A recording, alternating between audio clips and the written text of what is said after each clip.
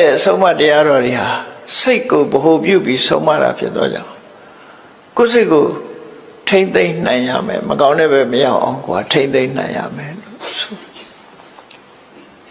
အဲ့ဒီထိမ့်သိမ့်တဲ့နည်းတွေကိုလည်းပဲမြတ်စွာဘုရားဟောထားတာပဲမထိမ့်သိမ့်ဘူးဆိုလို့ရှိရင်လွန်ကျူးမှုထီအောင်ဖြစ်တာဆိုပါစို့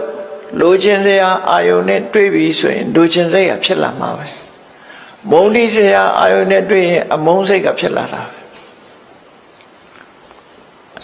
အမှန်စဉ်းစားလို့မသိနိုင်တဲ့တွေးဝေးစရာအာယုန်နဲ့တွေ့ရင်လည်းခေါင်းကုပ်စဉ်းစားတာဖြစ်လာမှာပဲမသိတဲ့ဟာဖြစ်လာအဲ့ဒါလို့ဖြစ်လာလို့ရှိရင်အဲ့ဒီအချိန်မှာအကောင်အထည်မဖော်မိအောင်တွေးတဲ့အဆင့်မှာပဲရဆိုင်ဖို့လိုအပ်တယ်တွေးတဲ့အဆင့်မှာရဆိုင်ပြီးနှုတ်ကထုတ်ပြောတာထီအောင်မလုပ်ဘူး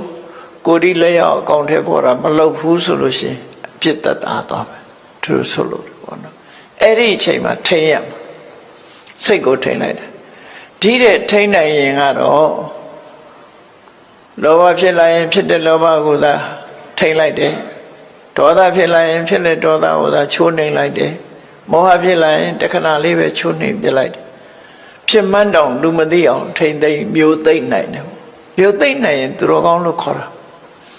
မမျိုးသိမ့်နိုင်တာကိုလူတွေကမမျိုးသိမ့်နိုင်တဲ့အတွက်ကြောင့်အ ਨੇ ဆုံးတော့ဆဲလိုက်ရမှရှင်တွေကခြောင်သွားတော့ဒေါသဖြစ်ရင်ဆဲလိုက်ကြတာပဲလေအဲ့ဒါလိုဖြစ်တယ်အဲ့ဒါမမျိုးသိမ့်နိုင်လို့ဖြစ်တာနော်မျိုးသိမ့်နိုင်မဲ့ဆိုလို့ရှိရင်သူမတောင်မှမသိလိုက်ရဘူးဒေါသဆိုတာအစင်းနဲ့ပေါက်ကွဲတာလောဘလည်းထို့တူပဲမောဟလည်းဒေါသကအစင်းနဲ့ပေါက်ကွဲတာပထမဆုံးရှင်နဲ့ဒေါသဖြစ်လာပြီဆိုမျက်နှာကြောလေးတင်းလာမျက်ထောက်ကလေးနီးလာအဲ့ဒါလောက်တည်းမျိုးသိလိုက်ပြီဆိုရင်ပျောက်သွားပြီသူကမသိလိုက်ဘူးဘေးကလူတော်သိမသိအောင်မျက်ကြောလေးတင်းသွားတာလေးကိုပြန်ပြီးထိန်းလိုက်တယ်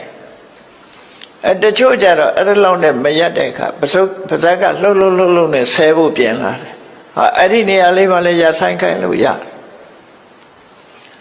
အဲ့ဒီမှာမမျိုးသိမ့်နိုင်ဘူးဆိုရင်ထဆဲပြီသို့တော့ဆဲလိုက်လို့အာရလို့ရင်ထဲကပေါ့သွားပြီဆိုရင်တော့သူကဒါနဲ့ပဲကျေနပ်သွားတယ်ရှေ့ဆက်မလားအဲ့ဒါလောက်နဲ့မကျေနပ်လို့ရှိရင်ဒုတ်တစ်ပြက်ဓာတ်တစ်ပြက်ဖြစ်လာ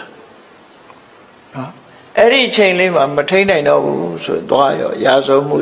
နောက်ဆုံးသူများကိုလည်းတတ်တယ်ကိုယ့်ကိုယ်လည်းတတ်တယ်ဆိုအဆင်ရောက်သွားဒေါသဟာအစင်းစင်းပေါက်ကွဲတာဖြစ်တယ်လောဘလည်းတို့တူပဲပေါက်ကွဲလာတတ်တဲ့သဘာဝတရားတွေကိုအာယုံစိုက်ပြီးတော့ကိုယ့်ကိုထိမ့်သိမ်းဆော့ရှောင်နေရအဲ့ဒီလိုမထိမ့်သိမ်းမဲနဲ့ပြစ်ထားတာကိုမိစ္ဆာပနိဟိတလို့ခေါ်တယ်ကိုယ်စိတ်ကိုမထိမ့်မဲနဲ့ထားလို့ရှိမှန်မှန်ကန်ကန်မစင်စားပဲနဲ့ဒေါသကိုမြောက်ပေးတဲ့စဉ်းစားမျိုးမစဉ်းစားရဘူးငါတို့ကမဟုတ်မခံဘူးကွာဆိုတဲ့ဟာမျိုးမတွေးရဘူးနော်မဟုတ်လေတိခဏအောင်ခံမယ်ဆိုတဲ့အတွေးပဲတွေးရငါတို့ကမဟုတ်မခံဘူးဟုတ်ရင်တော့ခံရလားဆိုဟုတ်ရင်သားမခံသေးပြောတော့လူတွေကမဟုတ်မခံဟုတ်ရင်ရောဆိုတော့ဟုတ်ခံဟုတ်လည်းမခံဘူးဟုတ်လည်းမခံဘူးမဟုတ်လည်းမခံဘူးနားတော့ကောင်းတော့မဟုတ်မခံပေါ့အဲ့ဒါလို့ဖြစ်တယ်အဲ့ဒါလို့ထိမ့်သိမ်းဆောက်ရှောက်ရမယ်ထိမ့်သိမ်းဆောက်ရှောက်မှုမပြုတ်လို့ကာယကံမြောက်ဝစီကံမြောက်လွန်ကျွမ်းမိသွားပြီဆိုရင်ဒီအပြစ်တွေဟာကိုယ်စီပြန်ရောက်လာတော့မှာပဲကိုလုံးလိုက်တဲ့အပြစ်တွေကကိုယ်စီပြန်ရောက်လာဒီလိုမြတ်စွာဘုရားဟောခဲ့တာဖြစ်တယ်နော်ဒီဒေသနာတော်ကိုဟောလို့သဘောကျပြီးကိုယ့်ကိုထိမ့်သိမ်းဆောက်ရှောက်သွားကြလို့ရှိရင်တကယ်လူတော်လူကောင်းပဲဖြစ်မယ်ပေါ့အဲ့တော့ကိုယ်စိတ်ကိုထိမ့်ရမယ်ဆိုတဲ့သဘောမြတ်စွာဘုရားသူများကို